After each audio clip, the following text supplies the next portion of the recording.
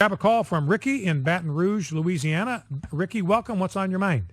Thank you, Brian. I get 80 to 90% of my news from you. The rest is David Barton, Tony Perkins, and Point of View, but not 80 to 90% comes from you.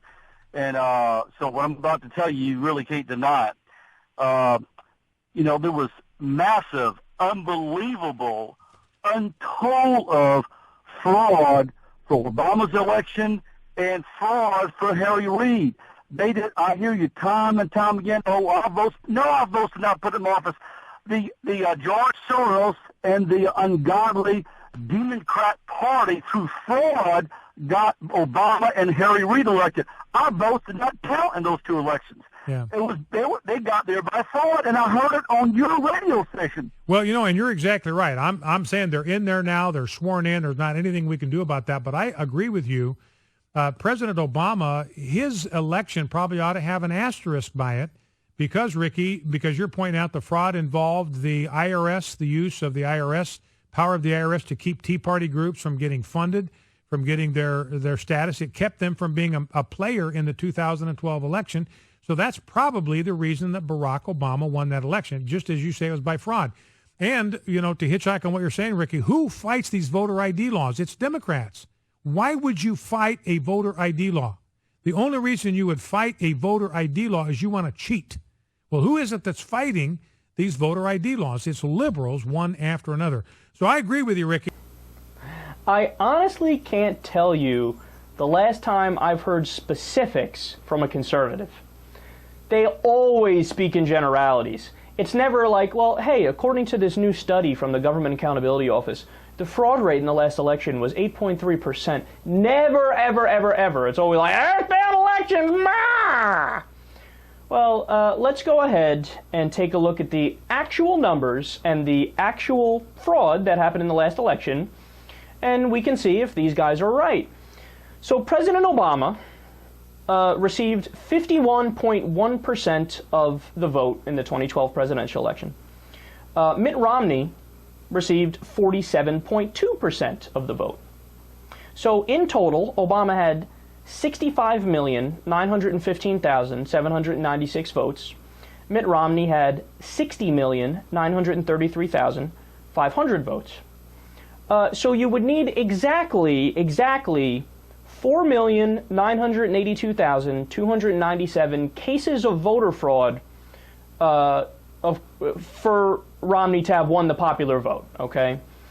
So how much fraud was there actually? Well, they've done rigorous studies into this, and they've determined exactly. So a study conducted by the Carnegie and Knight Foundations, carried out by News 21, went through all of the available evidence on this, and they looked at, quote, 5,000 court documents, official reports, and media reports, all involving voter fraud since the year 2000.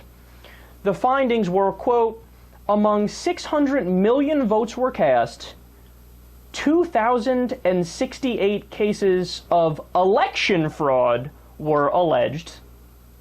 So that's a total of 0.000003 incidents of alleged election fraud, okay? When it comes to voter fraud is even more rare. Only 30.6% of the election fraud cases involved voter fraud. So that is 633 cases in 600 million votes. So when you translate that, it is 0.000001% incidence of all voter fraud. Now, when you get to in-person voter fraud, it's even less. So according to the report, quote, in-person voter fraud is virtually non-existent. With 600 million votes cast, there were 10 cases of alleged in-person voter fraud. That is 0.00000001% incidence of alleged in-person voter fraud. So, what's going on in reality here? Well, let's be overly fair to Bryan Fischer and his caller there. Let's say every single alleged case is real, And let's not even use the in-person voter fraud number or even the voter fraud number. Let's use the election fraud number, which is the broader category. And remember, this is from the year 2000 until today. So all the elections. But you know what? Let's just pretend for a second. Let's just assume that all of these cases happened in the most recent election. Okay, so we're being way overly fair to these guys. So what's the final number? Well, remember, Obama won by 4,982,297 votes. So you subtract the total of 2,068 cases of alleged election fraud from there, and Obama wins by 4,980,229 votes. So as you can see, those damn Democrats stole the election.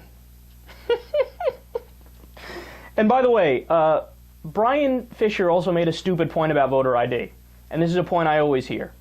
But look, the reality is we already have voter ID.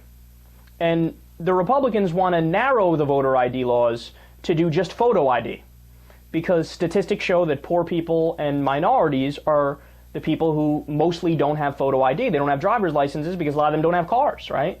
So you create a fake problem, the problem of voter fraud, and then you pass laws that will actually suppress the Democratic vote. So it's a voter suppression strategy. And then the other thing is that it's projection, dude. So who's really cheating? Well, look, the Democrats won the House of Representatives by 1.8 million votes in the 2012 election.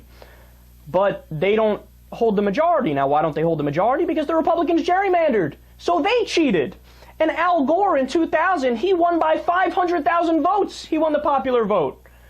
And George Bush won the Electoral College, and it was after the court in Florida, which is a state, by the way, that his brother was the governor of, they made a favorable ruling for George Bush.